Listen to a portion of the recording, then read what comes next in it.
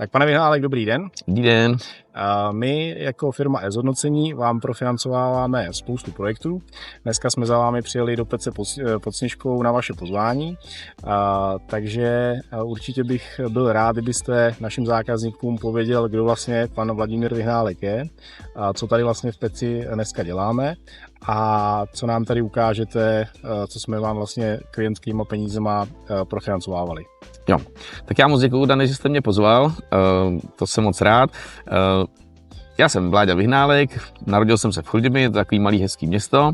Tam jsem studoval strojárnu, tam mě za stolik nebavilo, tak jsem se rozhodl, že zkusím stavárnu, takže na vejšku jsem šel na fakultu stavební do Brna. A tak to je něco k tomu mému vzdělání, mám 2 děti, jsem podnikatel a snažím se dělat věci, co mě baví. Super. Vy máte poměrně úspěšnou investiční společnost. Řeknete nám jenom v krátkosti, jak jste se k tomu dopracoval a co vás vlastně motivuje k tomu vést takovouhle investiční společnost? Jo, tak ta cesta byla zajímavá. Já v podstatě na té vysoké škole, když jsem dělal tu stavárnu, tak jsem se dostal úplně náhodou do energetiky. Takže můj první biznis začal v energetice, kdy jsem shodou okolností pak založil společnost, která obchodovala s elektřinou a zemním plynem. Tu společnost se po pár letech podařilo úspěšně exitovat a mně zůstalo relativně dost peněz, který jsem měl naučit a přemýšlel jsem, co vlastně budu dělat dál. Chtěl jsem ty peníze zhodnocovat, nechtěl jsem o ně přijít, to znamená, hledal jsem nějakou bezpečnou cestu, jak s těma penězma pracovat a protože jsem dělal tu stavárnu, tak jsem si řekl, dobře, tak je čas začít stavět domky nebo pustit se do toho developmentu. A to byl vlastně úplně začátek toho týmí cesty. Tak, pane Vyhnálek, my jsme vám profinancovávali vlastně různý projekty, konkrétně i jeden tady v Peci pod Sněžkou. Řeknete nám k tomu nějaké detaily pro zákazníky? Jo. Já bych vlastně řekl, jak tato společnost vznikla a ona vznikla tak, že tím, že jsme dělali víc těch developerských projektů, tak vždycky z toho developerského projektu jsme větší část těch nemovitostí prodali a část jsme si nechali do toho našeho portfolia. To znamená, že takhle se začalo tvořit portfolio nemovitostí, které jsme vlastnili a po případě je začali pronajímat. A jeden z těch projektů, do kterého jsme se rozhodli, že půjdeme, byly apartmány tady v Peci pod Sněžkou, který jste nám vy naštěstí pomohli profinancovat, protože to byl relativně velký projekt. A tak vznikla vlastně společnost First Estate Investing, která dneska drží ty naše nemovitosti, spravuje a pronajímá je. Dobře, určitě já i naši zákazníci, klienti, investoři budou chtít vidět, jak taková rekonstrukce a vůbec ten apartmánový dům tady v Peci pod Sněžkou vypadá. Takže doufám, že nám to předvedete, ukážete. A ještě bych se rád zeptal trošku z vašeho soukromí. Jste říkal, že máte rád skialpy, že jo? Jo, v podstatě já mám rád ty hory, takže tato práce pro mě byla skvělá, protože to bylo něco, co jsem tvořil na místě, co mě baví.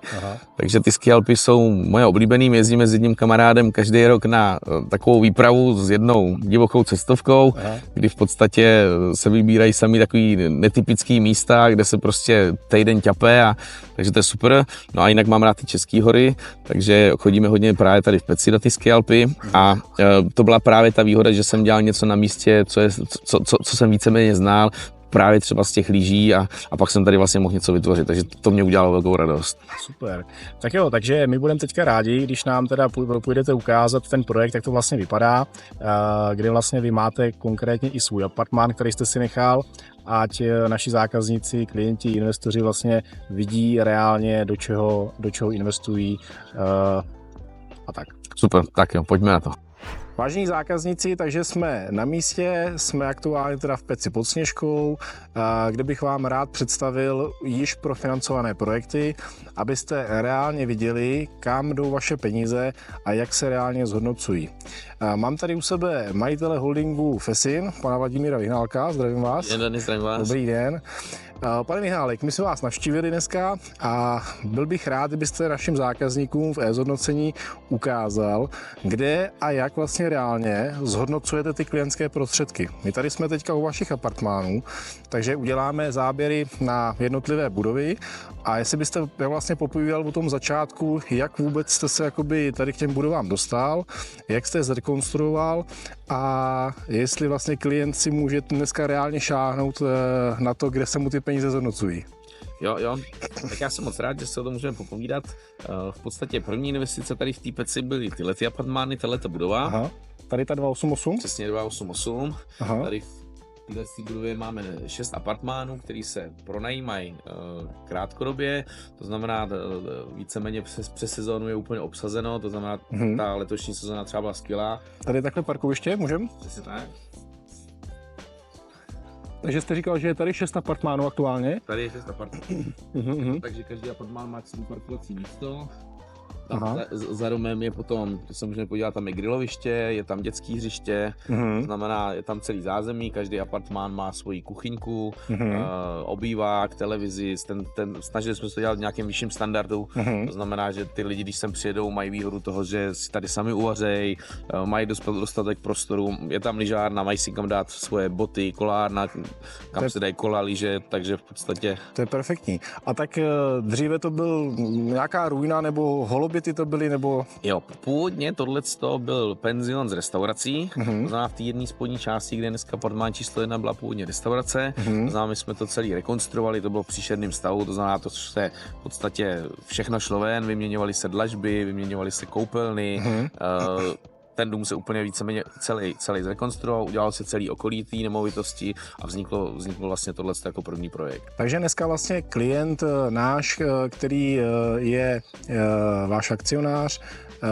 tak se může ubytovat vlastně dneska teda tady v těch apartmánech a může si reálně šáhnout teda na to, kde se mu ty peníze vlastně zhodnocují. Přesně tak, on se dneska může ubytovat i tady v těch apartmánech, ten projekt té druhé budovy jsme vzali, takže jsme část apartmánu prodali, aby se nám vrátil nějaký kapitál a zbytek jsme si nechali na zase to krátkodobý pronajímání. Takže klient se může přijet, může se podívat, může se tady vyspat v posteli, kterou zainvestoval a víceméně může se podívat, z čeho jdou ty dividendy, na čem se vydělávají peníze. To je výborná věc. Vy jste říkal, že tady máte i vlastní apartmán?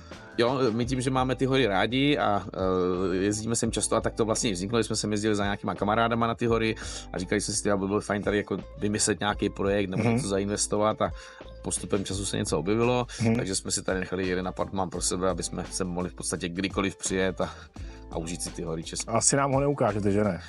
Že jste to vy, pane Adámek, tak vám ho ukážu. Tak jo, tak budeme rádi.